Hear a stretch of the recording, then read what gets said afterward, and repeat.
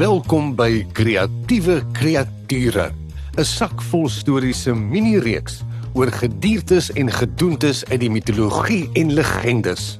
Sommige is grillerig, sommige is vreemd. Party is bietjie simpel en ander is dalk snaaks. Maar iets wat hulle in gemeen het, is dat hulle baie interessant is. Hier gaan ons met vandag se kreatiewe kreatuur. Verbeel jou, dis nag. Die maan hang koel rond en vol soos 'n groot silverbal in die lug. Die bome staan pikswart teen die silvermaanlig wat die wêreld inkleur. En ergens deur in die verte hoor jy 'n wolf huil.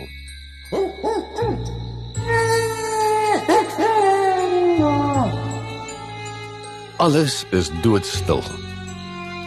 Maar wag, daar tussen die bome beweeg iets. Is dit iets? Of is dit iemand? Dis 'n mens. Of is dit? Hy buig skoon krom en hou sy maag vas asof dit seer is. Sy hande begin bewe. Sy hele lyf bibber en dan begin hy verander. Sy vingers rek al hoe langer, sy naels word lank en skerp.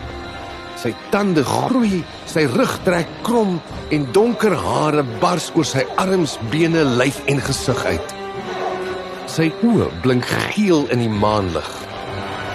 Waar daar 'n oomblik gelede 'n mens was, staan daar nou 'n groot, wilde, skrikwekkende, woeste wolf. Half mens, half dier.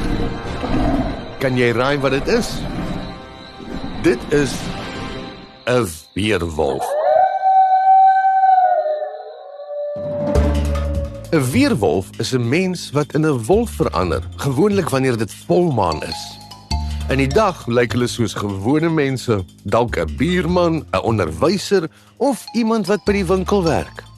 Maar wanneer die maan vol en helder is, neem iets wild oor.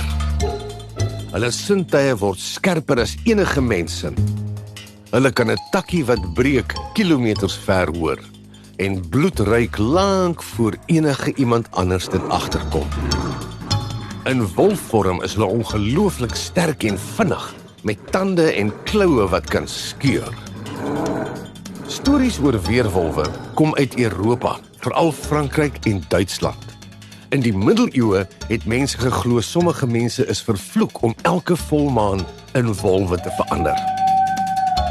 Ander het gedink towenaars gebruik towerdrankies of gordels van wolfvel. Party mense is selfs daarvan beskuldig omdat hulle weerwolwe is, bloot omdat hulle anders of eensaam was. Daar's baie stories oor weerwolwe en hulle is gewoonlik skaam en skugter en probeer om nie gevang te word nie. Baie keer bly hulle vir jare in 'n gemeenskap sonder dat enige iemand dit agterkom.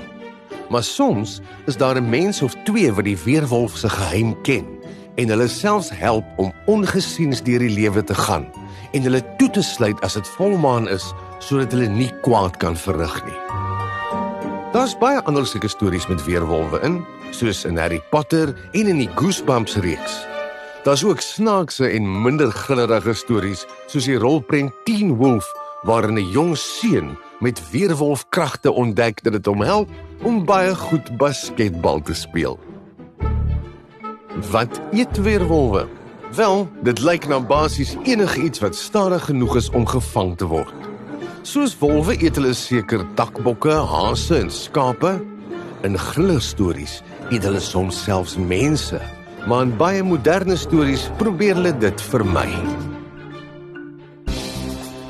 En hoe beskerm mens jouself teen 'n weerwolf? Wel, blykbaar is die enigste ding wat hulle kan seermaak, suiwer silwer. So as jy 'n silwer mes, dolk, swaard of spies by jou het, kan jy probeer, selfs 'n silwer patroon vir 'n geweer. Maar ons reken die beste raad is steeds om op volmaanaande binne in die huis te bly en seker te maak al die deure is dig toe.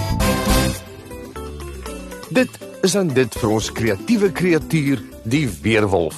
En tot die volgende aflewering van Kreatiewe Kreatiere, lekker luister, lekker lees en lekker leer.